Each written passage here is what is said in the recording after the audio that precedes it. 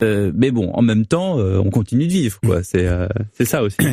Ce qui est vraiment intéressant, c'est que le côté plaisant de vivre en ville et reste très fort, quoi. Hein, donc le vivre en ville avec toutes les difficultés que l'on peut connaître au quotidien, toutes les questions de sécurité.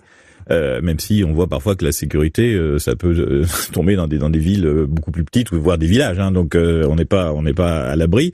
Mais ça reste fort. Donc ce qui nous frappe, c'est qu'il y a une envie de vivre ensemble. Voilà. Maintenant, il faut le régler. C'est amusant, Christian Proto, quand on entend justement ce genre de constat qui est fait par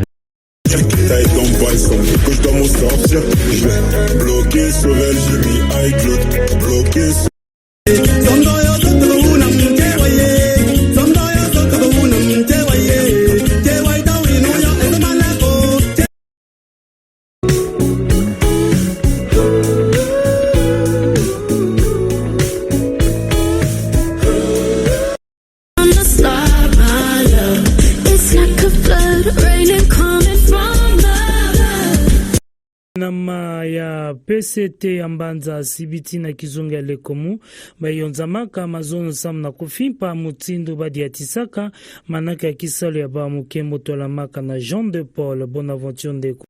Une copie certifiée conforme des diplômes obtenus, un certificat de nationalité, une quittance de 5 000 francs CFA reçue après paiement.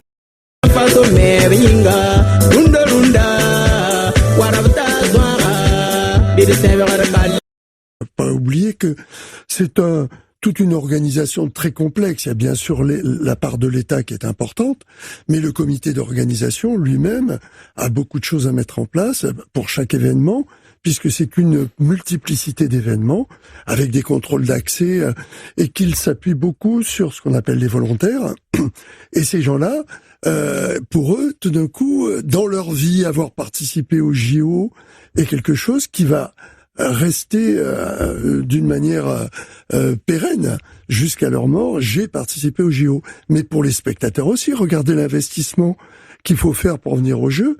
Vous avez beaucoup de gens, pas simplement forcément pour suivre leurs sportifs, mais également pour voir d'autres sportifs, pour voir une compétition qui est autre chose que certains malheureusement événements que l'on vit actuellement.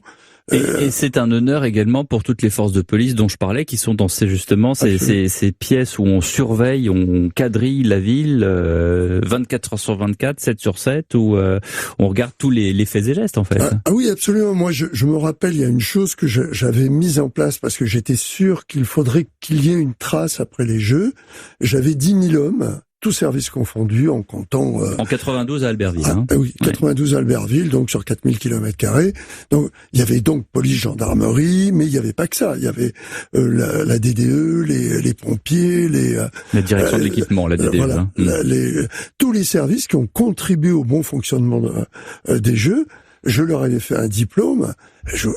Les gens, ils l'ont tous, dans leur bureau, encadré le diplôme d'avoir participé au jeu. Ouais, et c'est une façon de les remercier. Et en même temps, j'en reviens quand même à ces nouveaux moyens de qu'est-ce qu'on va faire, qu'est-ce qui est prévu pour Paris. On va avoir des drones qui vont des drones de surveillance partout. Est-ce qu'on n'en a pas besoin? On a suffisamment de caméras de surveillance? Est-ce que on va avoir des policiers avec des GoPro pour à chaque fois avoir une trace de ce qu'ils font est-ce qu'il va y avoir plus de j'allais dire de surveillance en amont avec peut-être des snipers et des chiens renifleurs qui vont aller voir. Enfin, comment ça va se passer concrètement, Christian Proto? Alors tout est par rapport à l'objectif qui est de protéger.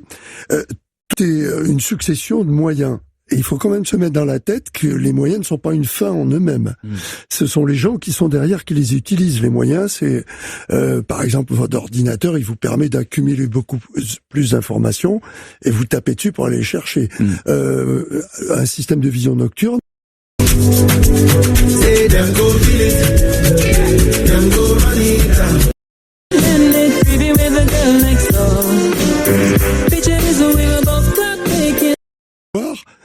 Un effet contraire, c'est-à-dire quelqu'un qui utilise un drone, ça peut être